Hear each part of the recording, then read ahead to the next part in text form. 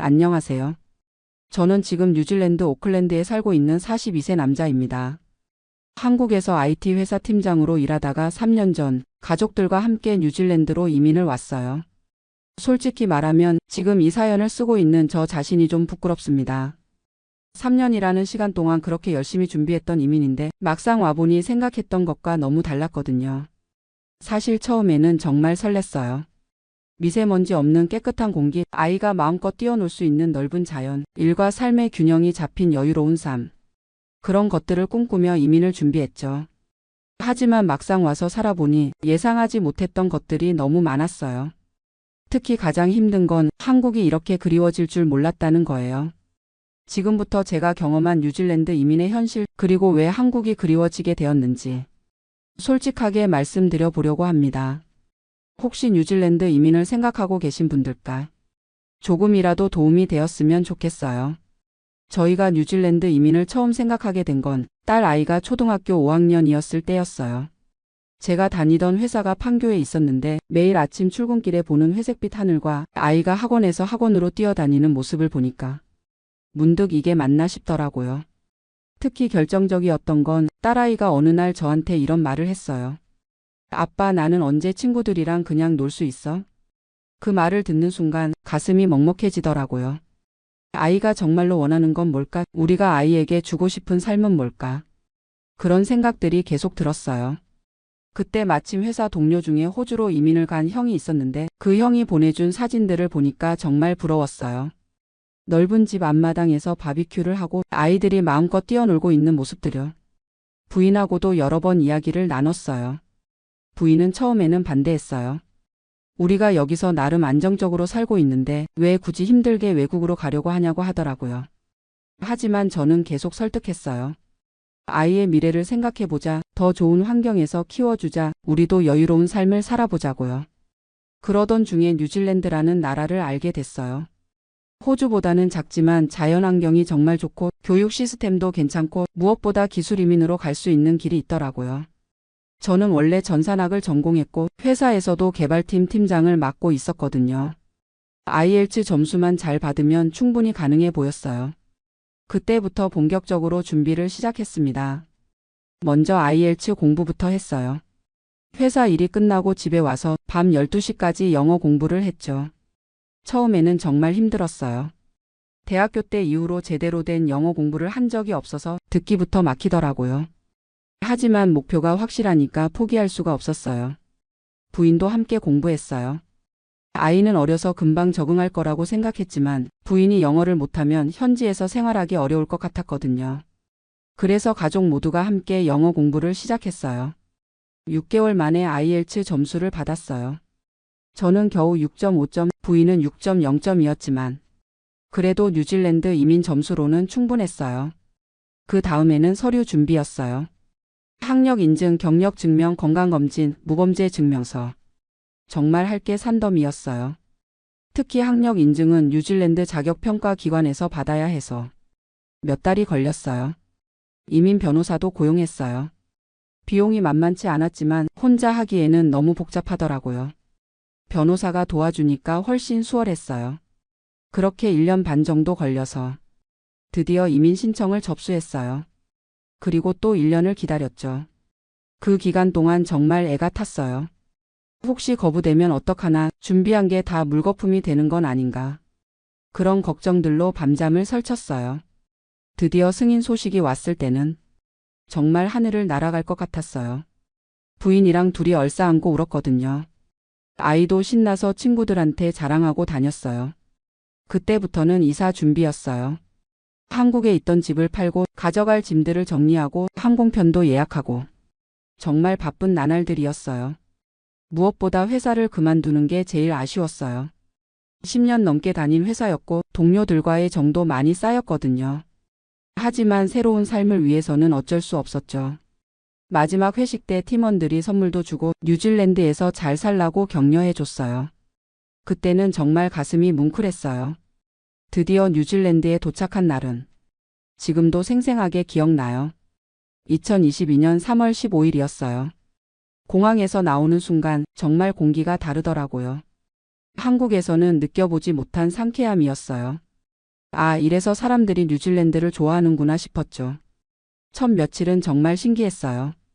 호텔에서 지내면서 오클랜드 시내를 돌아다녔는데 어디를 가도 풍경이 그림 같았어요. 특히 와이테마타 하버를 처음 봤을 때는 우와, 우리가 정말 여기서 살게 되는구나 하면서 감탄했었거든요. 하지만 현실은 생각보다 녹록하지 않았어요. 가장 먼저 부딪힌 문제가 집 구하기였어요. 한국에서 미리 인터넷으로 알아본 임대료와 실제 시장 가격이 많이 달랐어요. 게다가 외국인이다 보니까 집주인들이 선뜻 계약해 주지 않더라고요. 레퍼런스도 없고 현지 직장도 아직 없는 상태에서 누가 우리를 믿고 집을 빌려주겠어요. 결국 한인 부동산 중개업소를 통해서 겨우 집을 구했는데 한 달 임대료가 한국 돈으로 200만 원이 넘었어요. 한국에서 살던 아파트보다 훨씬 좁은데 말이에요. 그것도 오클랜드 중심가에서 30분 정도 떨어진 곳이었어요. 중심가 근처는 가격이 너무 비싸서 엄두를 낼 수가 없었거든요. 집은 구했지만 가구가 문제였어요. 한국에서는 가전제품이나 가구들을 전세로 이사할 때 그냥 가져가면 됐는데 여기서는 다시 다 사야 하더라고요. 그런데 물건값이 정말 비쌌어요. 한국에서 50만 원 하던 냉장고가 여기서는 100만 원이 넘었어요. 모든 게 한국의 2배 정도 비쌌죠. 그렇게 한 달 정도 걸려서 겨우 집을 세팅하고 나니까 이제 본격적인 현지 적응이 시작됐어요.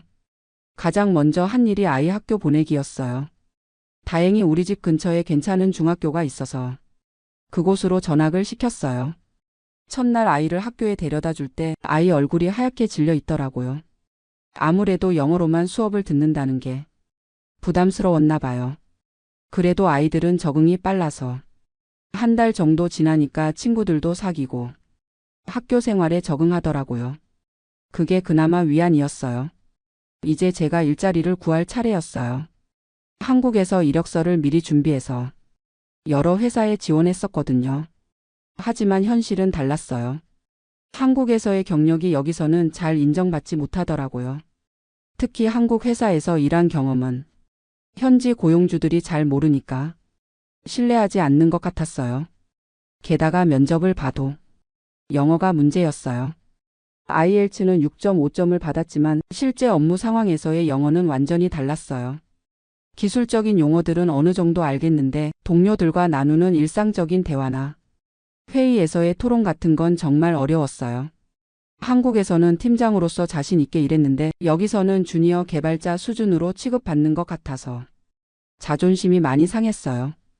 결국 6개월 만에 겨우 일자리를 구했는데 연봉이 한국의 70% 정도였어요.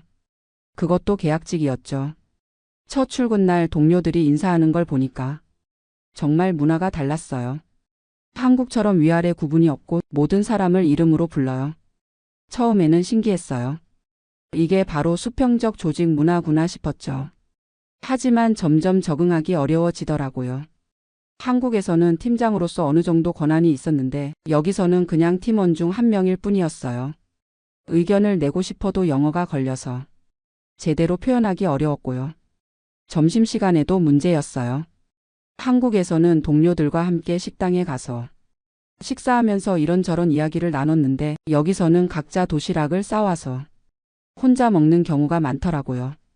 그러다 보니까 동료들과 친해지기가 쉽지 않았어요. 업무 이외의 개인적인 대화를 나눌 기회가 별로 없었거든요. 그런데 가장 힘든 건 생활비였어요. 임대료, 전기세, 가스비, 인터넷비. 모든 고정비가 한국의 2배 정도였어요. 특히 식비가 문제였어요. 마트에서 장을 보는데 한국 돈으로 쌀 10kg이 5만 원, 닭고기 1kg이 2만 원이더라고요. 한식 재료는 더 비쌌어요. 한인 마트에서 김치 1kg에 2만 원, 고추장 하나에 1만 5천 원. 정말 깜짝 놀랐어요. 외식은 더 비쌌어요. 짜장면 한 그릇이 2만 원, 갈비탕이 3만 원이더라고요. 가족들과 한식당에 한 번 가면 10만 원은 기본이었어요. 그래서 집에서 해먹는 일이 많아졌는데 부인이 스트레스를 많이 받더라고요. 한국에서는 반찬 가게에서 사다 먹거나 배달 음식도 자주 시켜 먹었는데 여기서는 모든 걸 직접 만들어야 하니까요. 그러다가 결정적인 사건이 하나 있었어요. 어느 날 아이가 학교에서 돌아와서 울고 있더라고요. 무슨 일이냐고 물어보니까 반 친구들이 너는 아시아 사람이니까 수학을 잘할 거야 라고 놀렸다는 거예요. 그 얘기를 듣는 순간 정말 화가 났어요. 우리 아이가 인종차별을 당했다는 게 믿기지 않았거든요. 뉴질랜드는 다문화 국가라고 해서 그런 일은 없을 거라고 생각했는데 아이들 세계에서는 여전히 그런 게 있더라고요. 그때부터 아이가 학교 가기를 싫어하기 시작했어요. 아빠, 우리 언제 한국 가? 라고 자꾸 물어보더라고요. 그런 아이를 보면서 정말 마음이 아팠어요. 우리가 아이에게 더 좋은 환경을 만들어 주려고 온 건데 오히려 아이가 힘들어하고 있는 게 아닌가. 그런 생각이 들었거든요. 부인도 점점 힘들어했어요. 한국에서는 직장을 다녔는데 여기서는 영어가 부족해서 일자리를 구하지 못했어요. 그러다 보니까 하루 종일 집에만 있게 되고 사람들과 만날 일도 별로 없고 점점 우울해지더라고요. 한국에 있을 때는 친구들과 자주 만나고 쇼핑도 하고 영화도 보고 했는데 여기서는 그런 여가 생활을 하기가 쉽지 않았어요. 무엇보다 언어 때문에 현지 사람들과 깊은 대화를 나누기 어려웠거든요. 그러다 보니까 점점 고립감을 느끼게 됐어요. 저도 회사에서 스트레스를 받고 있었어요. 한국에서는 경험이 많고 능력 있는 개발자였는데 여기서는 항상 주눅이 들어 있더라고요. 회의 때마다 의견을 말하고 싶은데 영어로 표현하는 게 자연스럽지 않아서 그냥 가만히 있게 되는 경우가 많았어요. 그러면 동료들이 저를 소극적인 사람으로 생각하는 것 같았고요. 그렇게 6개월 정도 지나니까 가족 모두가 지쳐가고 있었어요. 특히 아이가 점점 내성적으로 변해가는 게 제일 걱정됐어요. 그러던 어느 날 한국에 있는 옛 직장 동료한테서 연락이 왔어요. 카카오톡으로 안부를 물으면서 뉴질랜드 생활 어때? 좋아? 라고 물어보더라고요. 순간 대답이 막혔어요. 좋다고 말하기는 어려웠고 힘들다고 말하기도 창피했거든요. 3년 동안 그렇게 준비해서 온 이민인데 벌써 후회한다고 말할 수는 없었어요. 그래서 그냥 적응 중이야 라고 대충 둘러댔어요. 하지만 그 대화를 나누고 나서 정말 많은 생각이 들었어요. 과연 우리가 지금 행복한가? 아이에게 정말 더 좋은 환경을 만들어준 건가? 이런 질문들이 계속 머릿속을 맴돌았어요. 그때부터 한국이 그리워지기 시작했어요. 한국에 있을 때는 당연하게 생각했던 것들이 여기서는 정말 소중하게 느껴지더라고요. 예를 들어서 치킨 한 마리를 시켜 먹는 것, 동네 분식집에서 떡볶이를 사 먹는 것, 지하철로 어디든 갈 수 있는 것, 24시간 편의점에서 필요한 걸 사는 것. 이런 사소한 것들이 그리웠어요. 무엇보다 가족들과 친구들이 그리웠어요. 한국에서는 주말마다 부모님 댁에 가서 온 가족이 모여서 식사를 했는데 여기서는 그런 게 불가능하잖아요. 특히 명절 때가 제일 외로웠어요. 추석이 되어도 차례를 지낼 수가 없고 설날이 되어도 세배를 할 할머니, 할아버지가 안 계시고 그냥 평범한 주말과 다를 바 없더라고요. 아이도 한국 친구들이 그립다고 하더라고요. 카카오톡으로 연락을 하긴 하지만 시차 때문에 실시간으로 대화하기 어렵고 점점 소원해지는 게 느껴졌어요. 그런데 결정적인 순간이 있었어요. 아이가 갑자기 열이 심하게 나서 응급실에 데려간 일이 있었거든요. 다행히 큰 병은 아니었는데 그때 의사나 간호사들과 대화하는 게 정말 어려웠어요. 아이의 증상을 정확하게 설명하지 못해서 답답했거든요. 한국에서는 병원에 가면 의사 선생님이 자세히 설명해 주시고 궁금한 것도 편하게 물어볼 수 있었는데 여기서는 언어 장벽 때문에 제대로 소통하기 어려웠어요. 그때 정말 절실하게 느꼈어요. 아, 내가 정말 외국인이구나. 이 나라에서는 영원히 이방인일 수밖에 없구나. 그 생각을 하니까 갑자기 한국이 간절해졌어요. 한국어로 자유롭게 대화할 수 있고 내가 태어나고 자란 문화를 이해하는 사람들과 함께 살고 싶다는 마음이 굉장히 강해졌어요. 그때부터 부인하고 진지하게 이야기를 나눴어요. 우리가 정말 여기서 계속 살아야 할까? 아이에게 정말 이게 좋은 건가? 우리가 행복하지 않은데 무슨 의미가 있을까? 부인도 솔직하게 말하더라고요. 나도 한국이 그립다. 여기서는 내가 누구인지 모르겠다. 한국에서는 나름 자신 있게 살았는데 여기서는 항상 위축되어 있는 것 같다. 아이도 마찬가지였어요. 아빠, 나는 한국 친구들이 그리워. 여기 친구들도 좋지만 뭔가 마음을 다 털어놓을 수 없어. 그런 이야기들을 나누면서 우리가 과연 올바른 선택을 한 건지 의문이 들기 시작했어요. 물론 뉴질랜드의 장점들도 분명히 있어요. 공기가 정말 좋고 자연환경은 한국과 비교할 수 없이 아름답고 사회 시스템도 안정적이에요. 하지만 그런 것들만으로는 일상의 외로움과 소외감을 채울 수가 없더라고요. 특히 아이를 보면서 많이 고민됐어요. 아이가 뉴질랜드에서 자라면 영어는 완벽하게 할 수 있을 거고 국제적인 감각도 기를 수 있을 거예요. 하지만 동시에 한국어는 점점 잊어버릴 테고 한국 문화와도 점점 멀어질 것 같았어요. 그러면 아이의 정체성은 어떻게 될까? 그런 걱정이 들었거든요. 지금 와서 생각해보니 제가 이민을 준비할 때 너무 이상적으로만 생각했던 것 같아요. 뉴질랜드의 좋은 점들만 보고 실제로 그곳에서 살면서 겪게 될 현실적인 어려움들은 제대로 생각하지 못했어요. 언어 문제, 문화 차이, 인종 차별, 높은 생활비, 사회적 고립감.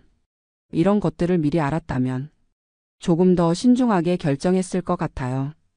특히 저희 같은 중년 이민자들에게는 적응이 생각보다 훨씬 어려워요.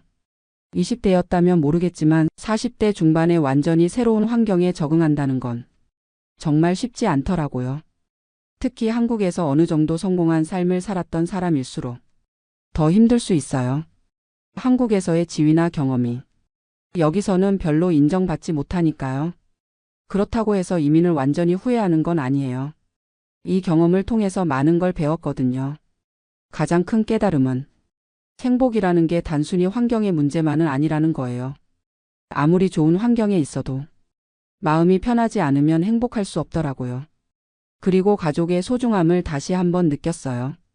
한국에 있을 때는 당연하게 생각했던 할머니, 할아버지, 삼촌, 이모 이런 가족들의 존재가 얼마나 큰 힘이 되는지 떨어져 살아보니까 확실히 알겠더라고요. 또 문화라는 게 얼마나 중요한지도 깨달았어요. 같은 언어를 쓰고 같은 정서를 공유하고 같은 역사를 가진 사람들과 함께 산다는 것이 얼마나 편안한 일인지 실감했어요. 지금 저희는 고민 중이에요. 한국으로 돌아갈지 여기서 계속 버틸지. 아직 확실한 결론을 내리지는 못했어요. 돌아간다면 다시 처음부터 시작해야 해요. 집도 없고 직장도 없고. 그것도 쉽지 않은 선택이거든요. 하지만 머물러 있자니 가족들이 행복하지 않은 것 같아서 마음이 무거워요. 특히 아이를 생각하면 더 복잡해져요.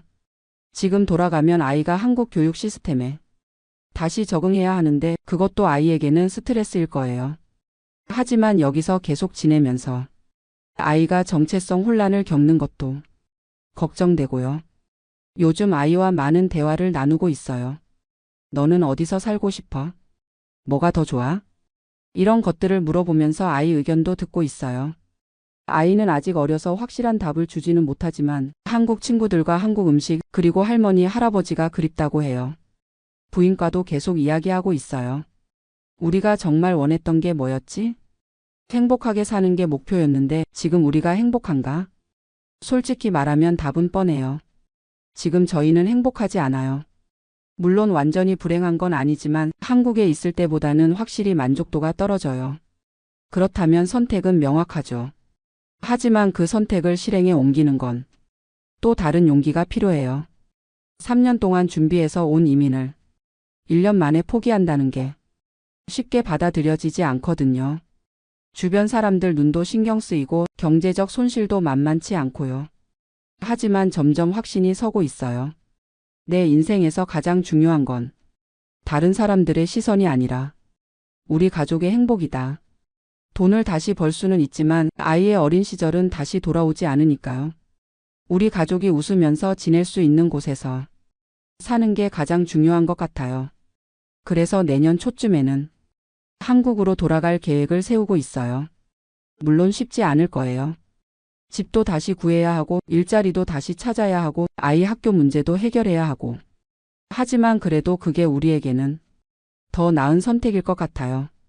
이 사연을 쓰면서 정말 많은 생각이 들었어요. 혹시 뉴질랜드 이민을 준비하고 계신 분들이 이 글을 보신다면 꼭 신중하게 결정하셨으면 좋겠어요.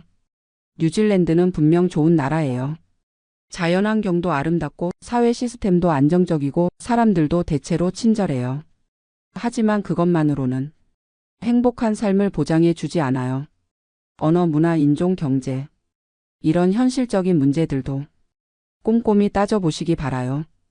특히 중년의 가족 단위로 이민을 생각하신다면 더욱 신중해야 해요. 적응이 생각보다 훨씬 어렵거든요. 그리고 무엇보다 왜 이민을 가려고 하는지 그 이유를 명확히 하시는 게 중요해요. 만약 단순히 한국 생활이 힘들어서 또는 막연히 외국 생활에 대한 환상 때문이라면 다시 한번 생각해 보시기 바라요. 하지만 명확한 목표와 계획이 있고 현실적인 어려움들도 충분히 고려한 상태라면 도전해 볼 만하다고 생각해요. 저희처럼 되돌아오는 것도 하나의 선택이니까요. 실패가 아니라 하나의 경험이라고 생각하고 있어요. 지금 이 순간에도 뉴질랜드에서 행복하게 잘 살고 계신 한국 분들이 많이 계실 거예요. 그분들에게는 정말 좋은 선택이었을 거고요. 다만 저희에게는 한국이 더 맞는 것 같다는 거죠. 사람마다 다르니까요. 마지막으로 한 가지 더 말씀드리고 싶은 건 이민을 준비하실 때 가족 모두의 의견을 충분히 들어보시라는 거예요. 저는 제가 결정하고 가족들을 설득했는데 지금 생각해보니 그게 잘못이었던 것 같아요. 가족 모두가 진심으로 원할 때 이민을 결정하는 게 맞는 것 같아요. 그리고 이민 후에도 지속적으로 가족들과 대화하면서 서로의 마음을 확인하는 게 중요해요. 혹시 힘들어하는 가족이 있다면 빨리 해결책을 찾아야 하고요. 저희는 이제 한국으로 돌아가서 다시 새로운 시작을 준비하고 있어요. 물론 쉽지 않겠지만 가족이 함께 있으면 뭐든 할 수 있다고 믿어요. 뉴질랜드에서의 1년 반은 힘들었지만 소중한 경험이었어요. 아이도 영어 실력이 늘었고 저희 부부도 더 끈끈해진 것 같고 무엇보다 정말 소중한 것이 무엇인지 깨달을 수 있었거든요. 그래서 후회하지 않아요. 이 경험이 있었기에 앞으로는 더 현명한 선택을 할 수 있을 것 같아요. 마지막으로 이 사연을 읽어주신 모든 분들께 감사드려요. 저의 솔직한 이야기가 누군가에게는 도움이 되었으면 좋겠어요.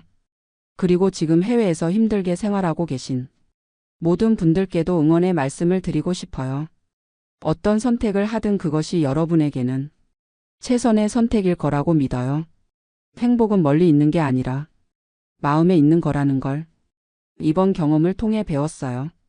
어디에 있든 가족이 함께하고 서로 사랑하면서 살 수 있다면 그것만으로도 충분히 행복한 것 같아요. 긴 이야기 들어주셔서 정말 감사합니다. 매월 15일이 되면 저는 온라인 뱅킹 앱을 확인합니다. 전 남편으로부터 $2,800가 들어왔는지 확인하는 거예요. 이 돈이 제가 살아가는 거의 유일한 수입원이거든요. 미국에서 이혼한 지 이제 1년 반이 지났습니다. 53세의 나이에 새롭게 혼자 사는 법을 배우고 있어요. 한국에서 온 사람들은 저를 보며 부러워하기도 합니다. 위자료 받으면서 편하게 사네 하면서 말이에요. 하지만 실제로는 그렇게 간단하지가 않습니다. 오늘은 제가 어떻게 미국에서 이혼을 하게 되었고 위자료를 받으며 살아가는 현실이 어떤지 솔직하게 이야기해 보려고 해요. 혹시 비슷한 상황에 계신 분들께 조금이라도 도움이 될까 해서요. 저는 1995년에 25살의 나이로 미국에 유학을 왔습니다. 당시 한국은 아직 외환위기 전이었고 저희 부모님은 중산층 공무원이셨어요. 아버지는 교사셨고 어머니는 구청에서 일하셨죠. 영어 교육과를 졸업한 저는 미국에서 석사를 하겠다는 꿈을 가지고 있었습니다. 부모님도 딸이 미국에서 공부하는 것을 자랑스러워 하셨어요. 그때만 해도 미국 유학이 지금처럼 흔한 일은 아니었거든요. 로스앤젤레스에 있는 대학교에서 교육학 석사 과정을 시작했습니다. 처음에는 정말 힘들었어요. 영어는 어느 정도 한다고 생각했는데 실제 수업을 따라가기는 쉽지 않았거든요. 기숙사에서 룸메이트와 지내면서 아르바이트도 하고 공부도 해야 했어요. 학교 도서관에서 주 20시간씩 일했는데 그 돈으로 생활비를 충당했죠. 부모님께서는 학비와 기본 생활비만 보내주실 수 있었거든요. 그렇게 2년을 보내고 석사 과정을 마칠 무렵 제 인생을 바꾼 만남이 있었습니다. 데이빗을 만난 건 1999년 봄이었어요. 저는 당시 대학 근처 커피숍에서 아르바이트를 하고 있었는데 그가 단골 손님이었거든요. 32살의 소프트웨어 엔지니어였고 한국 문화에 관심이 많은 사람이었어요.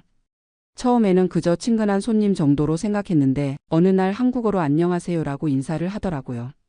한국어 공부를 하고 있다면서 말이에요. 그렇게 자연스럽게 대화를 나누게 되었고 커피숍이 끝나고 같이 저녁을 먹기도 했어요. 데이빗은 정말 신사적이고 배려 깊은 사람이었습니다. 제가 학업으로 힘들어할 때마다 격려해 주었고 한국 문화에 대해 진심으로 궁금해했어요. 6개월 정도 만나다가 저희는 사귀기 시작했습니다. 그때 저는 29살이었고 데이빗은 32살이었어요. 연애하는 동안 정말 행복했어요. 데이빗은 제가 한국인이라는 것을 특별하게 생각해 주었고 저도 그런 그의 마음이 고마웠거든요. 2000년에 석사 과정을 마치고 나서 저는 선택의 기로에 서게 되었어요. 한국으로 돌아갈 것인가 아니면 미국에 남을 것인가. 그때 데이빗이 프러포즈를 했습니다. 소영아, 나랑 결혼해 줄래? 너와 함께 가정을 꾸리고 싶어. 저는 한참을 고민했어요. 한국의 부모님께 전화를 드렸더니 내가 좋아하는 사람이면 우리도 좋다라고 하시더라고요. 물론 처음에는 걱정도 많이 하셨지만 제가 행복해하는 모습을 보시고 마음을 여셨던 것 같아요. 2000년 가을 저희는 결혼했습니다. 간단한 식으로 했는데 한국에서 부모님과 언니가 오셨어요. 데이빗의 가족들도 저를 따뜻하게 맞아주었고 새로운 시작이 정말 기대되었거든요. 결혼 초기에는 저도 일을 했어요. 한인타운에 있는 학원에서 영어를 가르쳤죠. 데이빗의 연봉이 당시 $70,000 정도였는데 제가 버는 돈까지 합치면 생활하는데 무리가 없었어요. 2002년에 딸 지민이가 태어났습니다. 그때부터 제 삶이 완전히 바뀌었어요. 데이빗과 상의해서 저는 일을 그만두고 육아에 전념하기로 했거든요. 내가 벌어올 테니까 넌 지민이만 잘 키워라고 하더라고요. 처음에는 정말 행복했어요. 예쁜 딸과 하루 종일 시간을 보낼 수 있다는 게 꿈만 같았거든요. 데이빗도 퇴근하면 지민이를 예뻐해 주었고 주말에는 가족끼리 나들이도 자주 갔어요. 하지만 시간이 지나면서 조금씩 외로움을 느끼기 시작했어요. 하루 종일 아이와만 있다 보니 어른과 대화할 시간이 부족했거든요. 데이빗이 퇴근해서 돌아와도 회사 일로 지친 상태여서 대화가 많지 않았어요. 특히 언어 문제가 있었습니다. 지민이가 자라면서 영어를 쓰기 시작했는데 저는 아직도 한국어가 더 편한 상태였거든요. 집에서는 한국어로 이야기하려고 해도 지민이는 영어로 대답하는 경우가 많았어요. 그래도 그때까지는 괜찮았어요. 데이빗의 수입도 꾸준히 늘었고 2005년에는 오렌지 카운티에 집도 샀거든요. 당시 집값이 $65만 20년 모기지로 계약했어요. 지민이가 초등학교에 들어가면서 저는 다시 일을 시작하고 싶어졌어요. 근처 커뮤니티 칼리지에서 시간 강사 자리가 있다고 해서 일주일에 이틀 한국어를 가르치기 시작했거든요. 돈을 많이 버는 건 아니었지만 집 밖으로 나가서 사람들과 만날 수 있다는 게 정말 좋았어요. 학생들도 한국 문화에 관심이 많았고 제가 가르치는 일에 보람을 느꼈거든요. 그런데 2008년 금융위기가 터졌어요. 데이빗이 다니던 회사가 구조조정을 하면서 월급이 삭감되었거든요. 저도 강의 시간이 줄어들었고 경제적으로 힘든 시기가 시작되었어요. 다행히 집을 잃지는 않았지만 모기지 페이먼트가 부담이 되기 시작했어요. 데이빗이 스트레스를 많이 받으면서 집에서의 분위기도 조금씩 달라졌거든요. 전에는 퇴근하고 오면 지민이와 놀아주고 저와도 하루 있었던 일들을 이야기했는데 점점 피곤하다며 자기 방에 들어가는 시간이 늘어났어요. 2010년 정도부터는 대화가 현저히 줄어들었습니다. 데이빗은 회사 일에만 집중했고 저는 지민이 키우는 일과 집안일에만 매달렸어요. 부부라기보다는 그냥 같은 집에 사는 룸메이트 같은 느낌이었죠. 지민이가 중학교에 들어가면서 상황이 더 복잡해졌어요. 사춘기가 시작되면서 저와 갈등이 생기기 시작했거든요. 특히 언어 문제가 컸어요. 지민이는 완전히 미국 아이처럼 자랐는데 저는 여전히 한국적인 방식으로 키우려고 했어요. 엄마, 왜 다른 친구들 엄마처럼 못해? 왜 영어가 아직도 어색해? 지민이의 이런 말들이 가슴에 많이 아팠어요. 저는 최선을 다해서 미국 생활에 적응하려고 했는데 아이 눈에는 부족해 보였나 봐요. 데이빗에게 이런 고민을 이야기해도 지민이는 아직 어리니까 그래. 시간이 지나면 이해할 거야 라고만 하더라고요. 구체적인 해결책을 함께 고민하지는 않았어요.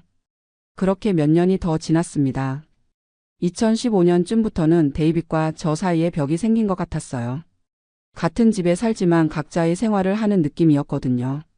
데이빗은 회사에서 승진도 했고 연봉도 많이 올랐어요. 하지만 집에 있는 시간은 오히려 줄어들었죠. 주말에도 회사 일을 하거나 골프를 치러 가는 경우가 많았어요. 저는 강의 시간을 늘려서 주 3일 정도 일을 했지만 여전히 경제적으로는 데이빗에게 의존하는 상태였어요. 제가 버는 돈으로는 한 달 생활비도 안 되었거든요. 지민이가 고등학교에 들어가면서 저희 부부의 대화는 거의 지민이 이야기뿐이었어요. 지민이 성적이 어떻다, 대학 준비는 어떻게 한다. 그런 실용적인 이야기만 나누었죠. 2018년 어느 날 데이빗이 갑자기 이야기하더라고요. 소영아, 우리 상담을 받아보는 게 어떨까? 그때서야 저도 우리 관계가 많이 틀어졌다는 걸 인정하게 되었어요. 부부 상담을 몇 달 받아봤는데 근본적인 문제들이 많이 드러났거든요. 상담사는 저희가 소통 방식이 다르다고 했어요. 저는 감정적으로 이야기하려고 하는데 데이빗은 논리적이고 실용적으로만 접근한다고 하더라고요. 또한 문화적 차이도 여전히 큰 벽이 되고 있다고 했어요. 상담을 받으면서 저는 깨달았어요. 저희가 서로를 사랑하지만 이제는 다른 방향을 바라보고 있다는 것을요. 데이빗은 자신의 커리어에 집중하고 싶어 했고 저는 더 깊은 정서적 연결을 원했거든요. 2019년부터는 별거를 시작했어요. 데이빗이 집 지하실로 이사를 갔죠. 지민이에게는 아빠가 재택근무 때문에 따로 공간이 필요하다고 설명했어요. 하지만 지민이도 고등학생이니까 눈치를 챘을 거예요. 별거 기간 동안 저는 많은 생각을 했습니다. 20년 가까이 전업주부로 살면서 저 자신을 잃어버린 것 같았어요. 누군가의 아내, 누군가의 엄마로만 살았지 김소영이라는 개인으로는 살지 못했거든요. 2020년에 코로나가 터지면서 상황이 더 복잡해졌어요. 저는 강의도 온라인으로 전환되었고 데이빗도 재택근무를 하게 되면서 같은 집에 있는 시간이 늘어났거든요. 그런데 물리적으로는 가까이 있으면서도 감정적으로는 더 멀어진 느낌이었어요.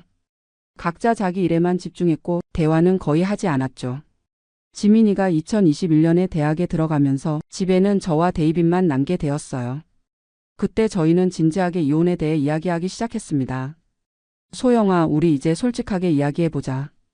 우리가 정말 행복한가? 데이빗이 먼저 꺼낸 말이었어요.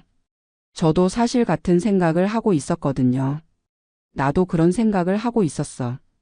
우리 이제 각자의 길을 가는 게 좋을 것 같아. 그렇게 이혼에 대한 논의가 시작되었습니다. 다행히 저희는 원만하게 이혼하기로 했어요. 서로를 미워하거나 원망하는 건 아니었거든요. 단지 이제는 다른 삶을 살고 싶다는 거였죠. 하지만 이혼 절차는 생각보다 복잡했어요. 특히 재산 분할과 위자료 문제가 까다로웠거든요. 저는 변호사를 고용해야 했습니다. 한인타운에 있는 한국인 변호사 사무실에 갔는데 상담비만 $300였어요. 변호사가 설명해준 내용을 들어보니 캘리포니아는 공동재산제 주라서 결혼 후에 모은 재산은 반반씩 나누게 되어 있더라고요. 저희 집 시세가 그때 $120만 정도였는데 모기지 잔액이 $35만 남아 있었어요. 그러니까 집순 자산이 $85만 정도였죠. 그것의 절반인 $42만 5천 제 몫이었어요. 하지만 집을 팔지 않고 데이빗이 계속 살기로 했기 때문에 데이빗이 저에게 $42만 5천 지급하기로 했어요. 문제는 위자료였습니다. 변호사가 설명하기를 캘리포니아에서는 결혼 기간이 10년 이상이면 위자료를 청구할 수 있다고 하더라고요. 저희는 23년간 결혼 생활을 했으니까 충분히 위자료를 받을 자격이 있었어요. 특히 저는 결혼 후 대부분 전업주부로 지냈고 데이빗의 경력 발전을 위해 제 커리어를 포기했다는 점이 고려되었죠. 위자료 계산은 복잡했어요. 데이빗의 연봉이 당시 $14만 변호사가 계산해 보니 제가 받을 수 있는 위자료가 월 $2,800에서 $3,200 사이라고 하더라고요. 저희는 월 $2,800로 합의했습니다. 기간은 15년으로 정했어요. 제가 68세가 될 때까지 받는 거죠. 만약 제가 재혼하거나 데이빗이 사망하면 위자료는 중단되기로 했어요.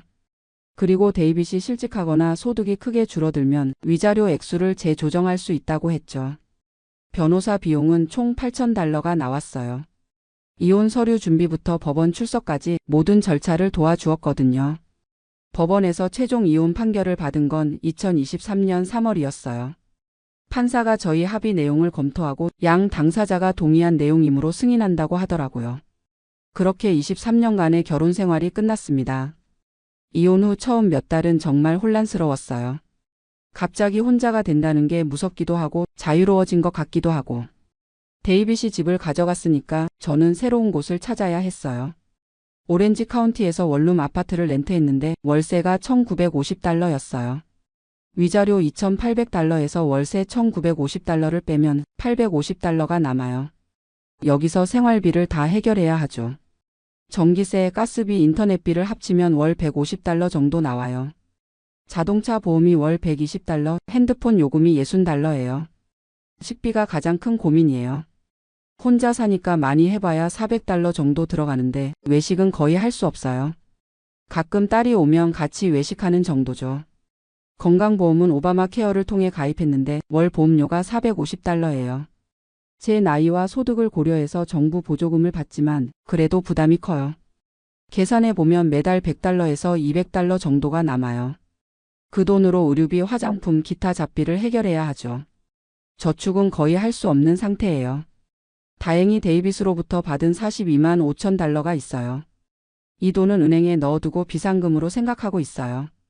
혹시 건강에 문제가 생기거나 위자료가 중단될 상황에 대비해서요. 지금 가장 큰 고민은 일자리예요. 53세의 나이에 새로운 직장을 구하기가 쉽지 않거든요. 커뮤니티 칼리지에서 시간 강사로 일하고 있지만 한 달에 $800 정도밖에 안 벌어요. 풀타임 직장을 구하려고 여러 곳에 이력서를 냈는데 연락이 오는 곳이 거의 없어요. 한국어 교사나 번역 일은 경쟁이 치열하고 다른 분야는 경험이 부족하다고 하더라고요. 때로는 한국으로 돌아갈까 생각해 보기도 해요. 하지만 지민이가 미국에 있고 한국에서도 53세에 새로 시작하기는 쉽지 않을 것 같아요. 무엇보다 위자료를 포기하기가 아까워요. 딸 지민이와의 관계는 이혼 후 오히려 좋아졌어요. 대학을 졸업하고 로스앤젤레스에서 직장을 구했는데 한 달에 한 번씩은 저를 보러 와요. 엄마 이혼해서 다행이야. 예전에 엄마가 많이 우울해 보였거든. 지민이의 이런 말을 들으니 마음이 복잡했어요. 제가 힘들어하는 걸 아이도 알고 있었던 거죠. 지민이는 제게 다시 연애를 해보라고 권하기도 해요. 엄마도 이제 자신을 위해 살아라고 하면서요. 하지만 53세에 새로운 사람을 만난다는 게 쉽지는 않아요. 가끔 한인 커뮤니티 모임에 나가보기도 하는데 비슷한 처지의 여성분들이 생각보다 많더라고요. 이혼하고 위자료 받으며 사는 분들이 꽤 있어요. 그분들과 이야기해보면 다들 비슷한 고민을 가지고 있어요. 경제적 불안정과 앞으로의 계획에 대한 걱정이요. 어떤 분은 위자료를 받는 동안 간병사 자격증을 따서 파트타임으로 일하고 있다고 하더라고요. 또 다른 분은 온라인으로 한국 물건을 파는 사업을 시작했다고 해요. 저도 뭔가 새로운 일을 시작해보고 싶어요. 한국어 과외를 더 많이 하거나 온라인으로 한국 문화를 가르치는 일을 해볼까 생각 중이에요. 요즘은 유튜브나 온라인 강의가 인기라서 그런 쪽으로도 도전해보려고 해요. 제가 20년 넘게 미국에서 살면서 겪은 경험들을 다른 한국 분들과 나누고 싶거든요. 솔직히 말하면 아직도 불안해요. 15년간 위자료를 받는다고 해도 그 이후에는 어떻게 살아야 할지 막막하거든요. 소셜 시큐리티를 받을 수 있을지도 확실하지 않고요. 하지만 지금은 하루하루 살아가는 것에 집중하려고 해요. 이혼 후 처음으로 저만의 시간을 가질 수 있게 되었거든요. 아침에 일어나서 커피를 마시며 창밖을 바라보는 시간, 아무도 신경 쓰지 않고 제가 좋아하는 책을 읽는 시간이 소중해요. 요즘은 운동도 시작했어요. 아파트 헬스장에서 일주일에 3번 정도 운동하는데 몸도 건강해지고 마음도 한결 가벼워진 것 같아요. 예전에는 가족들 챙기느라 제 건강을 돌볼 시간이 없었거든요. 새로운 취미도 생겼어요. 근처 커뮤니티 센터에서 하는 도자기 만들기 수업에 다니고 있어요. 한 달에 $80 정도 들지만 제 마음의 평화를 위해서는 꼭 필요한 투자라고 생각해요. 수업에서 만난 사람들과도 친해졌어요. 대부분 비슷한 연령대의 여성분들인데 각자 다양한 인생 이야기를 가지고 있더라고요. 이혼한 분도 있고 남편을 먼저 보낸 분도 있고 평생 독신으로 사신 분도 있어요. 그분들과 이야기하면서 깨달은 건 인생이 꼭 한 가지 길만 있는 게 아니라는 거예요. 각자의 방식으로 행복을 찾아가면 되는 거더라고요. 데이빗과도 이제는 친구 같은 관계예요. 지민이 생일이나 졸업식 같은 중요한 일이 있으면 함께 참석하기도 해요. 처음에는 어색했지만 이제는 자연스러워졌어요. 데이빗도 새로운 사람을 만나고 있는 것 같아요. 지민이를 통해 들었는데 회사 동료와 사귀고 있다고 하더라고요. 처음에는 조금 서운했지만 이제는 그의 행복을 진심으로 바라게 되었어요. 위자료에 대한 불안감은 여전히 있어요. 매달 15일이 되면 은행 계좌를 확인하는 게 습관이 되었거든요. 혹시 돈이 안 들어오면 어떻게 하나 하는 걱정이 늘 있어요. 변호사가 설명해 주기로는 데이빗이 위자료 지급을 연체하면 법적 조치를 취할 수 있다고 해요. 임금 압류나 자산 동결 같은 방법이 있다고 하더라고요. 하지만 그런 일이 생기지 않기를 바라죠. 요즘은 미래 계획도 세우고 있어요. 5년 후 58세가 되면 온라인 한국어 교육 사업을 본격적으로 시작해 보려고 해요. 이미 작은 규모로 시작해서 학생이 몇 명 있거든요. 코로나 이후로 온라인 교육 수요가 늘어났어요. 특히 한국 문화에 관심 있는 미국인들이 많아졌죠. K-팝이나 드라마 때문에 한국어를 배우려는 사람들이 정말 많아요. 제가 가진 장점은 20년 넘게 미국에서 살면서 미국인들이 한국어를 배울 때 어려워하는 부분을 잘 안다는 거예요. 또 한국 문화와 미국 문화를 모두 이해하니까 효과적으로 가르칠 수 있거든요. 온라인 플랫폼도 이미 준비해 놓았어요. 줌을 이용해서 1:1 수업을 하고 있는데 학생들 반응이 좋아요. 시간당 25달러씩 받고 있는데 학생 수를 늘려서 안정적인 수입원으로 만들고 싶어요. 한국 요리 클래스도 생각해 보고 있어요. 미국인들이 한국 음식에 관심이 많잖아요. 제가 김치 담그는 법이나 불고기 만드는 법을 가르치면서 한국 문화도 함께 전달할 수 있을 것 같아요. 아파트 단지에 살면서 이웃들과도 친해졌어요. 옆집에 사는 멕시코계 할머니는 저에게 스페인어를 가르쳐 주시고 저는 그분께 한국 음식을 만들어 드려요. 아래층에 사는 젊은 부부는 가끔 제게 컴퓨터 사용법을 알려주죠. 이런 작은 교류들이 제게는 큰 힘이 되어요. 혼자 사는 게 외롭기도 하지만 이웃들과의 소소한 만남이 일상에 활력을 주거든요. 건강 관리에도 신경을 많이 쓰고 있어요. 정기적으로 건강검진을 받고 치과도 6개월마다 가고 있어요. 보험이 커버하는 범위 내에서 최대한 관리하려고 해요. 혹시 나중에 큰 병이 생기면 어떻게 하나 하는 걱정도 있지만 지금은 할 수 있는 예방에 집중하고 있어요. 운동하고 건강한 음식 먹고 스트레스 관리하는 것이 최선이죠. 가끔 한국에 있는 부모님과 언니가 그리워요. 코로나 때문에 3년 동안 못 갔다가 작년에 처음 한국에 다녀왔거든요. 부모님께서 많이 늙으신 모습을 보니 마음이 아팠어요. 부모님은 제 이혼 소식을 듣고 처음에는 많이 걱정하셨어요. 혼자서 어떻게 살려고 그러냐고 하시면서요. 하지만 제가 나름대로 잘 지내고 있다는 걸 보시고 이제는 응원해 주세요. 내가 행복하면 우리도 좋다. 건강하게만 지내라고 하시더라고요. 언니는 제게 한국으로 돌아와서 같이 살자고 권하기도 해요. 지민이도 다 컸으니까 이제 한국에서 편하게 살아라고요. 하지만 아직은 미국에서 더 해보고 싶은 일들이 있어요. 무엇보다 위자료를 받는 동안은 미국에 있어야 해요. 한국으로 이주하면 위자료에 영향을 줄 수도 있거든요. 변호사와 상의해봤는데 단기 방문은 괜찮지만 영구 이주는 위자료 중단 사유가 될 수 있다고 하더라고요. 그래서 지금은 미국과 한국을 오가면서 사는 걸 생각하고 있어요. 1년에 한두 번 한국에 가서 부모님께 안부 인사드리고 나머지 시간은 미국에서 제 일을 하는 거죠. 최근에는 한국 대학교에서 온라인 강의 제안도 받았어요. 미국 생활 경험을 바탕으로 한국 학생들에게 영어와 미국 문화를 가르치는 강의였어요. 시간당 수당은 많지 않지만 한국과의 연결고리를 유지할 수 있어서 의미가 있다고 생각해요. 요즘 가장 큰 고민은 재혼에 대한 거예요. 지민이도 그렇고 주변 사람들도 새로운 사람을 만나보라고 권해요. 하지만 53세에 새로운 관계를 시작한다는 게 쉽지 않거든요. 무엇보다 위자료 문제가 걸려요. 만약 재혼하면 위자료가 중단되거든요. 경제적 안정성을 포기하고 사랑을 선택할 수 있을까요? 이런 고민을 할 때마다 복잡한 마음이 들어요. 가끔 온라인 데이팅 앱을 깔아보기도 했지만 실제로 만나지는 못했어요. 제 상황을 솔직하게 이야기하기가 어렵거든요. 이혼했고 위자료 받으며 산다고 말하면 상대방이 어떻게 생각할까 싶어서요. 한인 커뮤니티에서 소개받은 분도 있었는데 몇 번 만나다가 자연스럽게 연락이 끊어졌어요. 서로 부담스러워하는 게 느껴졌거든요. 지금은 혼자 사는 것에 조금씩 익숙해지고 있어요. 외롭기도 하지만 자유롭기도 하고 불안하기도 하지만 기대되기도 하고 이런 복잡한 감정들이 제 현재 상황인 것 같아요.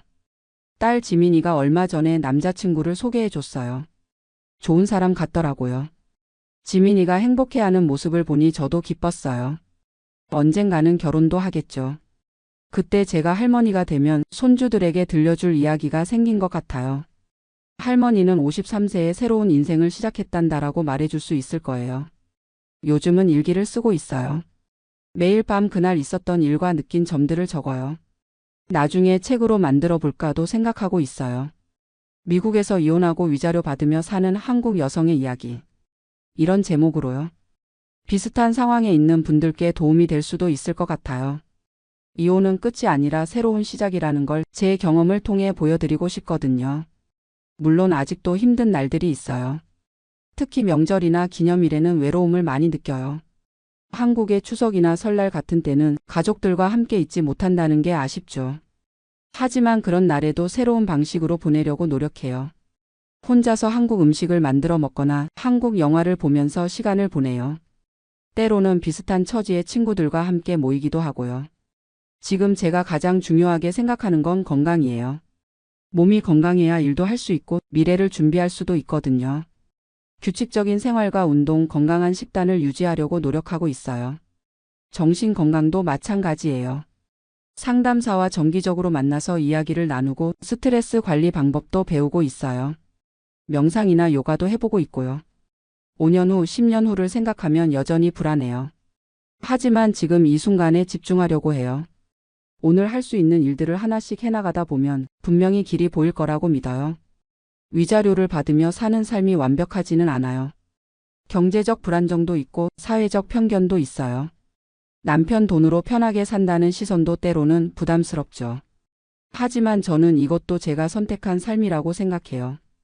23년간 결혼 생활을 하면서 제 커리어를 포기하고 가족을 위해 살았잖아요. 이제는 그에 대한 정당한 보상을 받는 거라고 생각하고 있어요.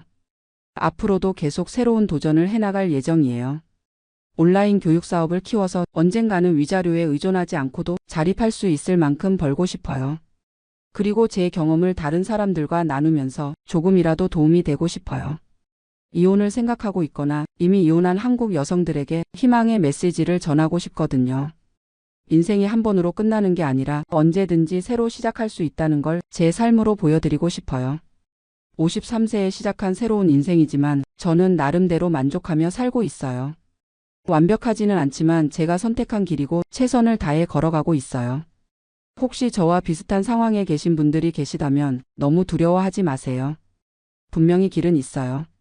시간이 걸리더라도 차근차근 준비하다 보면 새로운 삶을 시작할 수 있어요. 저처럼요. 저는 올해 67세이고 지난해 30년간 다닌 중견기업에서 정년퇴직을 했습니다. 퇴직금과 적금을 합쳐 여유자금이 1억 원 정도 있었는데 한국에서 이 돈으로는 별다른 투자도 어렵고 그냥 은행에 넣어두기엔 이자도 얼마 안 되더라고요. 그러던 중 작년 가을 우연히 인터넷에서 필리핀 세부 콘도 분양 광고를 보게 됐습니다. 하나로 8천만 원 정도면 바다가 보이는 새 콘도를 살 수 있다고 하더라고요. 게다가 세부는 한국인들이 많이 가는 관광지라 임대 수익도 기대할 수 있다고 했습니다. 사실 저는 해외여행도 일본 정도밖에 안 가봤던 사람이었는데 요즘 텔레비전에서 나오는 필리핀 이야기들을 보니 참 좋아 보이더라고요.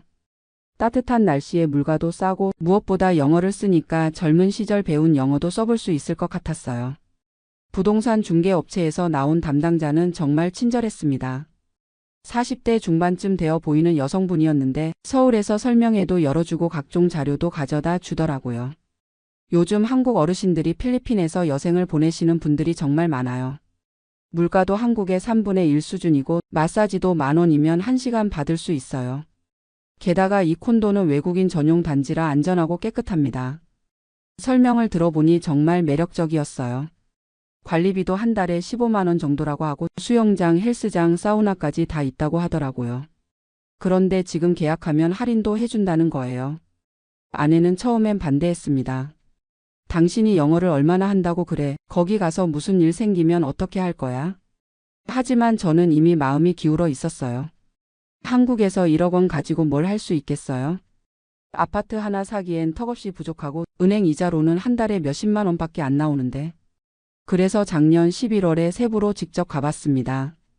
3박 4일 일정으로 현지 견학을 다녀왔는데 정말 괜찮더라고요. 콘도도 깨끗하고 바다도 보이고 무엇보다 11월 세부 날씨가 정말 좋았어요. 한국은 벌써 쌀쌀해지는데 거기는 반팔 입고 다닐 정도였거든요. 현지에서 만난 한국인 부동산 업체 직원도 장점만 이야기해 주더라고요. 이 지역은 한국인들이 많이 살아서 한국 마트도 있고 한국 음식점도 있어요. 병원도 한국어 통역 서비스가 있고요. 그래서 바로 계약했습니다. 계약금 1천만 원 먼저 내고 잔금 7천만 원은 한 달 후에 송금하기로 했어요. 그때는 정말 좋은 투자를 했다고 생각했거든요. 올해 1월부터 본격적으로 세부 생활을 시작했습니다. 처음 2주 정도는 정말 신기하고 좋았어요. 아침에 일어나서 발코니에서 바다를 보는 기분이 참 좋더라고요. 수영장에서 수영도 하고 근처 한국 음식점에서 밥도 먹고. 그런데 3주째부터 문제가 하나둘씩 생기기 시작했어요. 먼저 언어 문제가 생각보다 심각했습니다. 중개업체에서는 영어를 쓴다고 했는데 실제로는 현지 타갈로그어나 세부아누어를 많이 쓰더라고요. 마트에서 물건을 사려고 해도 직원이 무슨 말을 하는지 모르겠고 택시 기사와도 의사소통이 안 돼서 엉뚱한 곳에 내려주는 경우가 한두 번이 아니었어요. 그리고 치안 문제도 생각보다 심각했습니다. 중개업체에서는 외국인 전용 단지라 안전하다고 했는데 밤에는 경비원도 졸고 있고 한 번은 새벽에 이상한 사람이 발코니 근처에서 서성이는 걸 봤어요. 그 이후로는 밤에 혼자 돌아다니기가 무서워졌습니다. 가장 큰 문제는 인터넷이었어요. 한국에서 스마트폰으로 뉴스도 보고 유튜브도 보는 게 일상이었는데 세부 인터넷 속도가 너무 느린 거예요. 동영상 하나 보는데 몇 분씩 걸리고 화상통화로 한국에 있는 아내와 통화하려고 해도 끊어지기 일쑤였어요. 콘도 관리사무소에 문의해봐도 답답하기만 했습니다. 관리소 직원들은 영어를 하긴 하는데 발음이 알아듣기 어렵고 뭔가 문제가 생겨도 나중에 고쳐주겠다고만 하고 제대로 해결해주지 않더라고요. 2월 둘째 주에는 정말 당황스러운 일이 있었어요. 수도관에서 물이 안 나와서 관리사무소에 신고했는데 3일 동안이나 방치하는 거예요. 그동안 페트병 물을 사서 쓰면서 정말 불편했는데 나중에 알고 보니 수리비를 따로 내야 한다는 거였어요. 한국에서는 관리비를 내면 이런 기본적인 수리는 당연히 해주는 건데 여기서는 뭐든지 돈을 따로 내야 하더라고요. 에어컨 청소도 따로, 전구 교체도 따로, 심지어 화장실 변기 막힌 것도 따로 돈을 내야 한다는 거예요. 그리고 매달 관리비 15만 원이라고 했는데 실제로는 전기세, 수도세, 인터넷비까지 합하면 한 달에 35만 원 정도 나왔어요. 전기요금이 특히 비쌌는데 에어컨을 하루 종일 틀어놔야 하니까 한 달에 15만 원씩 나오더라고요. 음식 문제도 심각했어요. 처음에는 한국 음식점이 있다고 해서 좋아했는데 막상 가보니 가격이 한국의 2배는 되더라고요. 김치찌개 한 그릇에 15,000원, 불고기 정식이 2만 원이었어요. 한국에서 먹던 맛도 아니고. 현지 음식은 입에 맞지 않았어요. 너무 짜거나 너무 달거나 아니면 향신료 냄새가 너무 강해서 먹기 어려웠습니다. 그렇다고 매일 한국 음식점에서 먹기엔 돈이 너무 많이 들고. 3월에는 더 큰 문제가 생겼어요. 갑자기 배가 아프고 설사를 심하게 해서 병원에 갔는데 의사가 영어로 설명해 주는 걸 절반도 이해하지 못하겠더라고요. 다행히 한국어 통역 서비스가 있다고 했는데 통역료로 5만 원을 따로 내야 한다는 거예요. 병원비도 생각보다 비쌌습니다. 간단한 검사와 약값을 합쳐서 15만 원 정도 나왔는데 한국 같으면 3만 원도 안 될 텐데 말이에요. 보험도 안 되고. 그리고 한국인 커뮤니티에 들어가려고 노력해봤는데 이것도 쉽지 않더라고요. 세부에 있는 한국인들은 대부분 젊은 사람들이거나 사업하는 사람들이었어요. 저 같은 은퇴자는 별로 환영받지 못한다는 느낌이었습니다. 한국인 모임에 몇 번 가봤는데 대화 주제도 젊은 사람들 위주였고 저를 좀 무시하는 것 같기도 했어요. 아, 한국에서 오신 관광객이세요? 이런 식으로 말하더라고요. 4월에는 정말 무서운 일이 있었어요. 저녁에 근처 편의점에 물을 사러 갔다가 돌아오는 길에 오토바이를 탄 2명이 제 가방을 뺏어가려고 한 거예요. 다행히 크게 다치지는 않았지만 지갑과 핸드폰을 뺏길 뻔했어요. 경찰서에 신고하러 갔는데 경찰도 영어가 서툴러서 의사소통이 어려웠고 결국 대충 넘어갔어요. 그런 일은 자주 있다. 조심해라. 이런 식으로. 그때부터 정말 무서워졌어요. 밤에는 아예 나가지 않고 낮에도 가방을 앞으로 메고 다니게 됐어요. 이게 무슨 여유로운 노후 생활인가 싶더라고요. 5월에는 건강 문제가 더 심각해졌어요. 고혈압 약을 가져갔었는데 떨어져서 현지 병원에서 처방받으려고 했더니 한국에서 먹던 약이 없다는 거예요. 비슷한 약을 처방해 준다고 하는데 의사 설명도 제대로 이해하지 못하겠고 정말 답답했어요. 결국 한국에서 약을 붙여달라고 아내에게 부탁했는데 국제우편으로 보내는데 일주일이나 걸렸어요. 그동안 혈압이 올라가서 머리도 아프고 정말 힘들었습니다.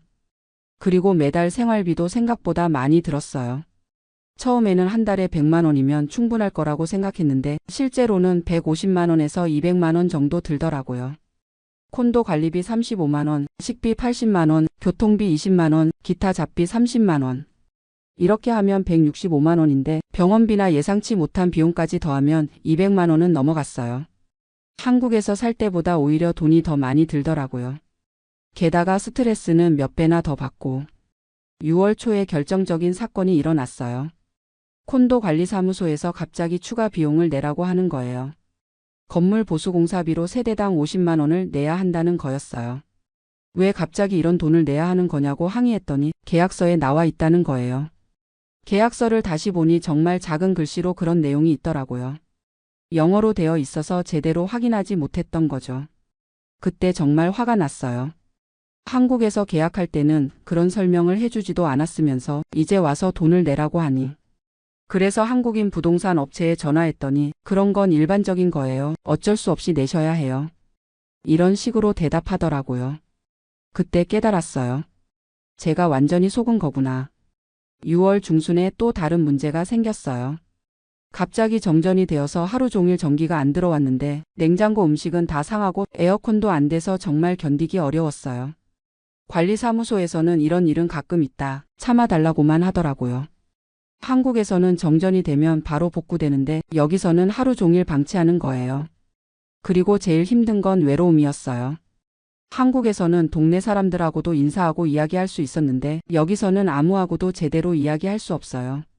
언어도 안 통하고 문화도 다르고 매일 콘도에서 텔레비전이나 보고 수영장에서 혼자 수영하고 이게 무슨 의미 있는 생활인가 싶더라고요.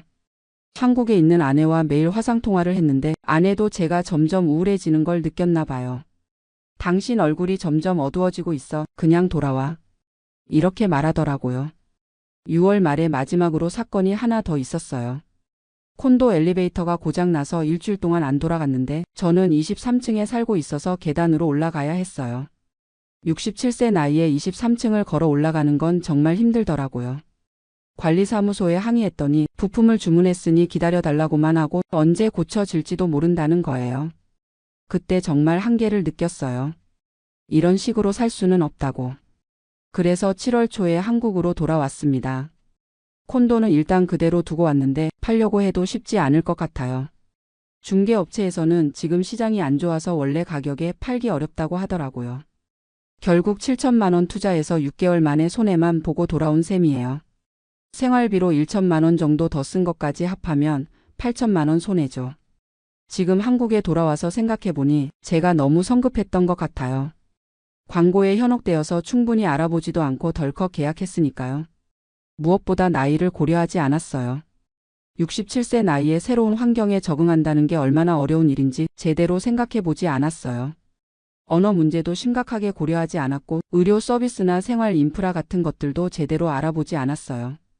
그리고 한국과 너무 다른 문화와 시스템을 이해하지 못했어요.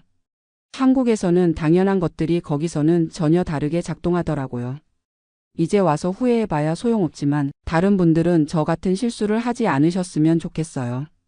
해외 부동산 투자나 해외 거주를 생각하신다면 정말 신중하게 알아보시고 특히 나이가 많으신 분들은 더욱 조심하셔야 해요. 광고나 중개업체 말만 믿지 마시고 실제로 그곳에서 살아본 사람들 의견도 들어보시고 최소한 몇 개월은 살아보고 결정하세요. 저는 이제 한국에서 조용히 살 생각이에요. 1억 원 중에 2천만 원 정도밖에 남지 않았지만 그래도 한국이 제일 살기 좋은 것 같아요. 안녕하세요. 저는 박민수라고 합니다. 48세이고 텍사스 달라스에서 IT 컨설턴트로 일하고 있어요. 지난달 25년 만에 한국을 다녀왔는데 그때 경험한 일들을 말씀드리고 싶어서 이렇게 사연을 보냅니다. 사실 저는 1999년에 24살의 나이로 미국에 왔어요. 그때는 IMF 외환위기가 막 지나가고 있던 시기였죠. 대학을 졸업하고 취업이 어려워서 형이 먼저 와 있던 미국으로 유학을 왔습니다. 컴퓨터 공학을 전공했는데 마침 미국이 닷컴 붐이 한창이던 때라 운이 좋았어요. 처음 몇 년은 정말 힘들었습니다. 영어도 서툴고 문화도 다르고 무엇보다 가족과 친구들이 그리웠죠. 하지만 시간이 지나면서 점점 적응했고 2003년에 현재 아내를 만났어요. 아내는 1.5세대 한국계 미국인이었는데 저보다 훨씬 미국 생활에 익숙했죠. 2005년에 결혼하고 2007년에 딸이, 2010년에 아들이 태어났습니다. 시간이 빠르게 흘러서 어느새 25년이라는 세월이 지났어요. 그동안 한국에는 부모님 제사나 급한 일이 있을 때만 잠깐 다녀왔는데 항상 바쁘게 오가느라 한국의 변화를 제대로 느낄 수 없었거든요. 그런데 작년 말에 아버지께서 갑자기 쓰러지셨어요. 다행히 큰 병은 아니었지만 78세의 연세에 혼자 계신 걱정이 되어서 올해는 좀 더 오래 머물기로 했습니다. 회사에 휴가를 내고 3주 동안 한국에 다녀오기로 했죠. 아이들은 이제 16살, 13살이 되어서 여름방학을 이용해 가족 여행도 겸할 수 있었어요. 아이들에게는 한국이 두 번째 고향이지만 사실 제대로 가본 건 처음이나 다름없었거든요. 인천공항에 도착했을 때부터 뭔가 달랐어요. 25년 전 제가 떠날 때와는 완전히 다른 모습이었죠. 공항부터가 정말 세련되고 현대적이었고 사람들의 옷차림이나 분위기도 많이 달라져 있었어요. 하지만 가장 충격적이었던 건 인터넷이었습니다. 아버지 집에 도착해서 와이파이에 연결했는데 속도가 정말 말이 안 되게 빨랐어요. 처음에는 뭔가 잘못된 줄 알았습니다. 미국에서 저희 집은 인터넷 속도가 그럭저럭 괜찮은 편이에요. 달라스는 AT&T 파이버가 잘 깔려 있어서 저희는 월 $80 내고 500mbps 플랜을 쓰고 있거든요. 실제로는 300에서 400mbps 정도 나와요. 미국 기준으로는 꽤 빠른 편이죠. 그런데 아버지 집에서 속도 테스트를 해봤는데 다운로드 속도가 900mbps가 넘게 나오는 거예요. 업로드도 800mbps 이상이었고요. 처음에는 측정 사이트가 잘못됐나 싶어서 여러 사이트에서 몇 번이나 측정해봤는데 비슷했어요. 더 놀라운 건 아버지께서 그냥 일반 기가 인터넷을 쓰고 계신다는 거였어요. 월 3만 원도 안 되는 요금으로요. 미국 돈으로 따지면 $22 정도인데 저희가 $80 내고 쓰는 것보다 2배 이상 빨랐던 거죠. 그때부터 한국의 인터넷 환경을 자세히 살펴보기 시작했어요. 카페에 가서도 와이파이 속도를 재보고 호텔에서도 재보고 지하철에서 휴대폰 데이터로도 재봤어요. 정말 충격적이었습니다. 지하철 2호선 한복판에서 오지로 측정했는데 다운로드 속도가 800mbps가 넘게 나왔어요. 저희 집 인터넷보다 빨랐거든요. 지하철에서요. 미국에서는 오지라고 해도 실제로는 50에서 150mbps 정도밖에 안 나와요. 그것도 조건이 좋을 때 얘기고 보통은 30에서 80mbps 정도죠. LTE와 큰 차이가 없어서 사실 오지가 뭐가 특별한지 잘 모르겠었거든요. 그런데 한국에서는 정말 다르더라고요. 강남역 한복판에서 측정했을 때는 다운로드가 1.2gbps까지 나왔어요. 기가비트를 넘어선 거죠. 이게 휴대폰으로 된다고요? 아이들도 깜짝 놀랐어요. 미국에서는 넷플릭스 영화 하나 다운받으려면 4K 영화 기준으로 1시간은 좋게 걸리거든요. 그래서 보통은 스트리밍으로 보죠. 그런데 한국에서는 4K 영화가 5분 만에 다운로드 되더라고요. 아들이 게임을 다운받는데 20GB짜리 게임이 10분도 안 걸렸어요. 미국에서는 하룻밤 걸리는 일이었는데 말이에요. 처음 며칠은 정말 신세계였어요. 유튜브 영상을 4K로 틀어도 버퍼링이 전혀 없고 여러 개를 동시에 틀어도 전혀 문제 없었어요. 화상회의도 정말 선명하고 끊김이 없었고 클라우드에 파일 업로드하는 것도 순식간이었죠. 그런데 시간이 지나면서 뭔가 이상한 기분이 들기 시작했어요. 25년 동안 미국에서 살면서 저는 미국이 IT 강국이라고 생각했거든요. 구글도 있고 아마존도 있고 애플도 있고 페이스북도 있는 나라니까요. 그런데 정작 인터넷 인프라는 한국이 훨씬 앞서 있더라고요. 처음에는 그냥 서울이니까 그런가 싶었어요. 하지만 아버지와 함께 전주에 있는 삼촌 댁을 방문했을 때도 마찬가지였어요. 오히려 더 빨랐어요. 삼촌께서는 요즘 기가 인터넷이 기본이다라고 하시더라고요. 예전에는 100메가도 빠르다고 했는데 이제는 기가도 느리다고 하네라고 웃으시면서 말씀하셨어요. 그 말씀을 들으니까 갑자기 뭔가 뒤처진 기분이 들었어요. 25년 동안 미국에서 선진국에 살고 있다고 생각했는데 정작 제가 떠나온 한국이 더 앞서 있었던 거죠. 특히 아이들이 한국 인터넷을 경험하고 나서 미국 인터넷에 대해 불평하기 시작했어요. 왜 미국은 인터넷이 이렇게 느려? 한국에서는 모든 게 순식간이었는데 라고 말하더라고요. 딸아이는 한국에서 친구들과 영상통화를 할 때 화질이 너무 좋아서 감탄했어요. 미국에서는 아무리 좋은 인터넷을 써도 한국과 화상통화하면 화질이 떨어지고 끊기거든요. 그런데 한국에서 미국으로 걸면 오히려 한국 쪽이 더 선명했어요. 아들은 게임에 빠져 있는데 한국에서 온라인 게임을 해보니까 핑이 5미즈 이하로 나오더라고요. 미국에서는 50미즈도 좋은 편인데 말이에요. 아빠, 우리 미국으로 돌아가지 말고 여기서 살면 안 될까?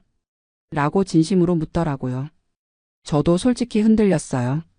IT 일을 하는 사람으로서 이런 인프라에서 일할 수 있다면 얼마나 좋을까 싶었거든요. 한국에 있는 동안 몇몇 옛 친구들을 만났어요. 다들 IT 관련 일을 하고 있었는데 그들이 하는 이야기를 들어보니까 더 놀랐어요. 친구 하나는 스타트업을 운영하고 있었는데 클라우드 서비스 비용이 미국보다 훨씬 저렴하다고 하더라고요. 데이터 처리 속도도 빠르고 서버 응답 시간도 빨라서 같은 서비스라도 한국에서 하는 게 훨씬 유리하다고 했어요. 또 다른 친구는 게임 회사에서 일하고 있었는데 한국에서 게임 개발하면 실시간으로 테스트하고 업데이트하는 게 가능하다고 했어요. 미국에서는 상상도 못할 속도라고 하더라고요. 그때 깨달았어요. 제가 25년 동안 뒤처진 인프라에서 살고 있었다는 걸. 물론 미국도 나름 선진국이고 실리콘밸리 같은 곳은 정말 대단하죠. 하지만 일반 사람들이 쓰는 인터넷 환경은 한국이 훨씬 앞서 있었던 거예요. 3주가 금세 지나갔어요. 떠날 시간이 다가오니까 정말 아쉬웠어요. 특히 인터넷 때문에 더 그랬죠. 공항에서 마지막으로 속도 테스트를 해봤는데 인천공항 와이파이도 500mbps가 넘게 나왔어요. 미국 집에서보다 빠른 공항 와이파이라니. 미국으로 돌아가는 비행기 안에서 생각이 많았어요. 25년 동안 미국에서 뿌리를 내렸지만 한국이 이렇게 발전해 있는 줄 몰랐다는 게 왠지 모르게 아쉬웠거든요. 달라스 공항에 도착해서 공항 와이파이에 연결했는데 속도가 15mbps 밖에 안 나왔어요. 한국에서 지하철에서 쓰던 것에 150도 안 되는 속도였죠. 집에 도착해서 우리 인터넷을 다시 써보니까 갑자기 답답하더라고요. 한국에서 5분 만에 되던 일이 여기서는 30분이나 걸리니까 말이에요. 아이들도 마찬가지였어요. 아빠, 인터넷이 왜 이렇게 느려졌어? 한국에서는 금방금방 됐는데. 라고 계속 불평했어요. 저도 일하는데 지장이 생겼어요. 대용량 파일을 클라이언트에게 보낼 때 한국에서는 몇 분이면 됐는데 여기서는 몇 시간씩 걸리니까요. 특히 한국 클라이언트와 화상회의를 할 때 제 쪽 화질이 떨어져서 미안했어요. 한국에서는 서로 4K로 깨끗하게 봤는데 미국에서는 제가 발목을 잡는 기분이었거든요. 그때부터 미국 인터넷에 대해서 알아보기 시작했어요. 왜 이렇게 느린지, 왜 이렇게 비싼지 말이에요. 알아보니까 정말 복잡하더라고요. 미국은 땅이 넓어서 인프라 구축 비용이 많이 들고 통신회사들이 지역별로 독점하고 있어서 경쟁이 별로 없다고 하더라고요. 한국은 땅이 좁고 인구 밀도가 높아서 인프라 구축이 상대적으로 쉽고 정부에서도 적극적으로 밀어줘서 세계 최고 수준이 된 거라고 했어요. 하지만 이해는 하면서도 아쉬운 마음은 어쩔 수 없었어요. 제가 IT 일을 하는 사람인데 이런 환경에서 일해야 한다는 게 말이에요. 며칠 후에 아내와 이야기했어요. 한국 인터넷이 정말 대단하더라고 하니까 아내도 신기해했어요. 아내는 한국계이지만 한국에 가본 적이 거의 없거든요. 그럼 우리도 한국으로 이사 갈까? 라고 농담으로 말했는데 아내가 진지하게 생각해 보자고 하더라고요. 아이들도 한국에서 보낸 3주가 정말 좋았다고 했어요. 인터넷뿐만 아니라 전반적인 편의시설이나 대중교통, 음식이나 문화도 마음에 들었다고 하더라고요. 딸아이는 한국 친구들이 진짜 친절했고 학교도 시설이 좋더라고 했어요. 아들은 게임하기에는 한국이 최고라고 하고요. 그 후로 몇 달 동안 정말 진지하게 고민했어요. 25년 만에 돌아가는 게 맞을까? 아이들 교육은 어떻게 할까? 일은 제대로 찾을 수 있을까? 하지만 가장 큰 걸림돌은 언어였어요. 저는 그나마 한국어가 되지만 아내와 아이들은 한국어가 서툴거든요. 특히 아이들은 한국 학교에 적응하기 어려울 것 같았어요. 그래서 결국 미국에 남기로 했어요. 하지만 인터넷 문제는 해결하고 싶었어요. 알아보니까 텍사스에도 구글 파이버가 있더라고요. 월 $100 내면 2Gbps를 쓸 수 있다고 했어요. 비싸긴 하지만 한국에서 경험한 것과 비슷한 속도를 낼 수 있을 것 같았어요. 그런데 우리 동네에는 아직 안 들어와 있었어요. 언제 들어올지도 모르고요. AT&T에서는 더 빠른 플랜도 있지만 월 $150나 해서 망설여졌어요. 결국 지금도 그냥 기존 플랜을 쓰고 있어요. 하지만 한국에서 경험한 걸 잊을 수가 없어서 매일 속도 테스트를 해보고 있어요. 혹시 더 빨라졌나 싶어서요. 그런데 변한 건 없더라고요. 여전히 300에서 400mbps 사이에서 왔다 갔다 해요. 한국에서 경험한 1gbps와는 거리가 멀죠. 가끔 유튜브 영상이 버퍼링 될 때면 한국에서는 이런 게 없었는데 하는 생각이 들어요. 대용량 파일 다운로드 할 때도 한국이었으면 벌써 끝났을 텐데 하고 생각하고요. 특히 코로나 때문에 재택근무가 많아지면서 인터넷 속도가 더 중요해졌어요. 화상회의도 많아지고 클라우드 작업도 많아지고 VPN으로 회사 서버에 접속하는 일도 많아졌거든요. 한국 같은 인터넷 환경이었다면 훨씬 효율적으로 일할 수 있었을 텐데요. 요즘에는 친구들에게 한국 인터넷 자랑을 하고 다녀요. 한국 가서 인터넷 써봐라. 정말 다른 세상이다라고 하면서요. 그런데 미국에서 오래 산 한국인들은 대부분 비슷한 경험을 했더라고요. 한국 가서 인터넷 속도에 깜짝 놀라고 미국으로 돌아와서는 답답해한다고요. 이게 2024년 미국 인터넷이냐? 한국은 이미 2030년을 살고 있는 것 같다. 라고들 하더라고요. 물론 미국도 지역마다 다르긴 해요. 뉴욕이나 샌프란시스코 같은 곳은 좀 더 빠른 인터넷을 쓸 수 있다고 하더라고요. 하지만 한국처럼 전국 어디서나 빠른 건 아니에요.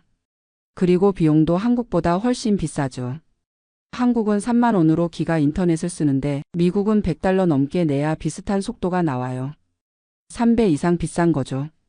가끔 한국 뉴스를 보면 인터넷 속도 세계 1위라는 기사가 나와요. 예전에는 그냥 스쳐 지나갔는데 이제는 정말 공감이 돼요. 실제로 경험해 봤으니까요. 아이들도 가끔 언제 한국 다시 가? 라고 물어봐요. 인터넷 때문만은 아니겠지만 한국에서 보낸 3주가 정말 인상 깊었나 봐요. 내년 여름에는 또 한국에 갈 예정이에요. 아버지께서 건강하시긴 하지만 자주 뵙고 싶거든요. 그리고 솔직히 말하면 한국 인터넷도 다시 경험해 보고 싶어요. 1년 사이에 또 얼마나 발전했을지 궁금하거든요. 혹시 더 빠른 속도가 나올지도 모르고요. 친구들은 이제 10기가 인터넷도 있다고 하더라고요. 10gbps라니. 상상도 안 가는 속도예요. 미국에서는 꿈도 꿀 수 없는 속도죠. 그때 또 깜짝 놀랄 준비를 하고 있어요. 그리고 돌아와서는 또 미국 인터넷에 답답해할 준비도요. 지금 생각해보면 25년 전에 한국을 떠날 때는 미국이 모든 면에서 앞선다고 생각했어요. 실제로 그때는 그랬을 거예요. 하지만 이제는 확실히 알겠어요. 한국이 많은 면에서 미국을 앞섰다는 걸. 특히 IT 인프라 면에서는 확실히 그래요. 물론 미국도 좋은 점이 많아요. 땅이 넓고 자유롭고 기회도 많고요. 그래서 25년 동안 살았고 앞으로도 계속 살 거예요. 하지만 가끔은 아쉬워요. 한국 같은 인터넷 환경에서 제 실력을 마음껏 발휘할 수 있었다면 어땠을까 하고요. 제가 IT 컨설턴트로서 클라이언트들에게 더 빠른 인터넷을 쓰세요라고 조언하는데 정작 저 자신도 한국에 비하면 느린 인터넷을 쓰고 있으니까요. 요즘 아메리칸 드림이라는 말이 예전만 못하다고 하잖아요. 저는 그래도 미국에서 꿈을 이뤘다고 생각했는데 한국에 다녀오고 나니까 코리안 드림도 있다는 생각이 들어요. 한국에서 만난 친구들은 세계 최고 수준의 인프라에서 첨단 기술로 일하고 있었거든요. 그들이 부러웠어요. 미국도 분명 IT 강국이에요. 애플, 구글, 아마존, 마이크로소프트. 세계를 움직이는 회사들이 다 여기 있죠. 하지만 정작 일반 사람들이 쓰는 인터넷은 한국이 훨씬 앞서 있다는 게 아이러니예요. IT 기업들은 세계 최고인데 IT 인프라는 뒤처져 있다니요. 이유를 생각해 보니까 미국은 너무 자유시장에 맡겨둔 것 같아요. 통신회사들이 경쟁하기보다는 지역별로 나눠먹기를 하고 있는 것 같고요. 한국은 정부에서 적극적으로 나서서 인프라를 구축하고 경쟁을 유도했다고 하더라고요. 그 결과가 지금의 세계 최고 인터넷인 거죠. 가끔 미국 정치인들이 미국의 인프라를 개선하겠다고 하는데 한국처럼 될 수 있을까 의문이에요. 너무 기득권이 많이 얽혀 있는 것 같거든요. 그래도 희망은 있어요. 구글 파이버나 스타링크 같은 새로운 서비스들이 나오고 있으니까요. 언젠가는 미국도 한국 수준이 될 수 있을 거라고 믿어요. 하지만 그때까지는 얼마나 걸릴지 모르겠어요. 10년? 20년? 그때까지 계속 답답한 인터넷을 써야 하나 싶어요. 아이들이 대학 갈 때쯤이면 한국으로 유학 보내는 것도 생각해 봐야겠어요. 한국 대학들도 많이 좋아졌다고 하고 IT 환경은 세계 최고니까요. 특히 아들이 게임 개발에 관심이 많은데 한국이 게임 강국이잖아요. 그런 환경에서 공부한다면 더 좋은 기회가 있을 것 같아요. 딸아이도 디지털 아트에 관심이 있는데 한국의 빠른 인터넷 환경에서는 실시간으로 작업을 주고받을 수 있을 거예요. 미국에서는 상상도 못할 속도로요. 요즘 한국 친구들과 카카오톡으로 연락하는데 그들이 보내는 동영상이나 사진들을 보면 정말 부러워요. 4K 동영상을 몇 초 만에 업로드하고 실시간으로 공유하더라고요. 저희는 아직도 이메일로 파일을 나눠서 보내고 압축해서 보내고 그래요. 차이가 너무 크죠. 한국에서 만난 조카는 유튜브에 4K 영상을 올리는 크리에이터인데 영상 편집하고 업로드하는 게 정말 빠르더라고요. 미국에서는 업로드만 몇 시간 걸릴 텐데라고 하니까 여기서는 30분이면 끝이라고 하더라고요. 그런 환경에서 자란 한국 젊은이들은 디지털 세상에서 정말 유리할 것 같아요. 속도에 제약받지 않고 마음껏 창작하고 소통할 수 있으니까요. 반면 미국 아이들은 아무리 좋은 아이디어가 있어도 인터넷 속도 때문에 제약을 받을 수 있어요. 특히 시골이나 작은 도시에 사는 아이들은 더 그렇죠. 미국도 분명 기회의 땅이에요. 하지만 디지털 격차는 점점 커지고 있는 것 같아요. 도시와 시골, 부자와 가난한 사람들 사이의 격차가요. 한국은 전국 어디서나 빠른 인터넷을 쓸 수 있다고 하더라고요. 서울이나 부산이나 제주도나 강원도나 모두 비슷한 수준의 인터넷을 쓸 수 있다고요. 이게 정말 대단한 거예요. 미국에서는 상상도 못할 일이거든요. 뉴욕과 몬태나의 인터넷 속도 차이는 10배 이상 날 거예요. 한국 정부가 정말 잘한 것 같아요. 인터넷을 공공재처럼 생각하고 전 국민이 혜택을 받을 수 있도록 한 거죠. 미국은 아직도 인터넷을 사치품처럼 생각하는 것 같아요. 돈 많이 내야 빠른 걸 쓸 수 있고 지역에 따라서는 아예 못 쓰는 곳도 있고요. 코로나 때 정말 실감했어요. 온라인 수업 재택근무가 일상이 되니까 인터넷이 얼마나 중요한지 알겠더라고요. 한국 아이들은 끊김없이 온라인 수업을 받았을 텐데 미국에서는 인터넷 때문에 수업을 못 듣는 아이들이 많았어요. 특히 시골 지역에서는 더 심했고요. 그때 정말 생각했어요. 21세기의 인터넷은 전기나 수도처럼 기본적인 인프라라고요. 한국은 그걸 일찍 깨달았고 미국은 아직도 깨닫지 못한 것 같아요. 물론 미국도 변하고 있어요. 바이든 정부에서 인프라 투자를 늘리겠다고 하고 브로드밴드 확산 정책도 추진하고 있어요.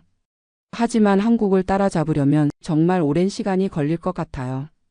땅도 넓고 기득권도 많고 무엇보다 국민들의 인식도 바뀌어야 하니까요. 저는 개인적으로 한국이 자랑스러워요. 제가 태어난 나라가 이런 분야에서 세계 1위라니까요. 비록 지금은 미국에 살고 있지만 한국인이라는 정체성은 변하지 않거든요. 아이들에게도 자주 말해줘요. 너희 아빠 나라는 인터넷이 세계에서 제일 빨라라고요. 아이들도 자랑스러워해요. 실제로 경험해 봤으니까요. 한국에 있을 때 아이들 친구들이 미국에서 왔다고 하니까 신기해 하더라고요. 그런데 인터넷 얘기만 나오면 한국이 훨씬 좋은데 왜 미국에 사냐고 묻더라고요. 아이들도 대답하기 어려워 하더라고요. 미국이 더 좋은 줄 알았는데 한국도 정말 좋네라고 하면서요. 그 모습을 보니까 뭔가 복잡한 기분이었어요. 제가 25년 전에 미국에 온 이유는 분명했어요. 더 나은 기회, 더 나은 환경을 찾아서였죠. 하지만 이제는 한국도 그런 기회와 환경을 제공할 수 있게 됐어요. 어떤 면에서는 미국보다 더 나을 수도 있고요. 특히 IT 분야에서는 확실히 그런 것 같아요. 세계 최고의 인프라에서 최신 기술로 일할 수 있는 환경이니까요. 가끔 그때 한국에 남았다면 어땠을까 하는 생각을 해봐요. 물론 후회는 아니에요. 미국에서도 좋은 경험을 많이 했고 가족도 꾸리고 안정적인 삶을 살고 있으니까요. 하지만 호기심은 있어요. 한국의 IT 환경에서 제 능력을 시험해보고 싶은 마음이요. 요즘 한국 IT 회사들이 해외 인재를 많이 영입한다고 하더라고요. 실리콘밸리에서 일하던 사람들도 한국으로 돌아오는 경우가 늘고 있다고요. 그런 기사를 볼 때마다 나도 언젠가는 하는 생각이 들어요. 하지만 현실적으로는 쉽지 않죠. 가족들 생각도 해야 하고 언어 문제도 있고요. 그래도 꿈은 있어요. 은퇴하고 나서라도 한국에서 몇 년 살아보고 싶어요.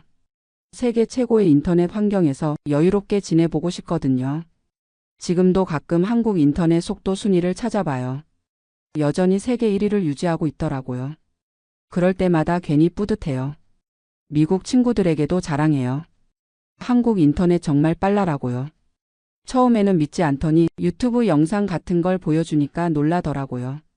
어떻게 지하철에서 그런 속도가 나와? 우리는 집에서도 그렇게 안 빨라. 라고 하면서요. 그런 반응을 볼 때마다 한국이 정말 대단한 나라구나 싶어요. 작은 나라지만 IT 분야에서는 정말 세계를 리드하고 있다는 생각이 들어요. 앞으로도 한국이 이런 선도적인 역할을 계속했으면 좋겠어요. 6G, 7G. 차세대 기술에서도 계속 앞서 나갔으면 좋겠어요. 그리고 언젠가는 미국도 한국처럼 전 국민이 빠른 인터넷을 쓸 수 있는 날이 왔으면 좋겠어요. 그래야 정말 공정한 경쟁이 가능할 테니까요. 지금은 한국 아이들이 디지털 환경에서 너무 유리한 위치에 있는 것 같거든요. 미국 아이들도 그런 환경에서 자랄 수 있다면 더 많은 혁신이 일어날 것 같아요. 마지막으로 한국에 계신 분들께 말씀드리고 싶어요.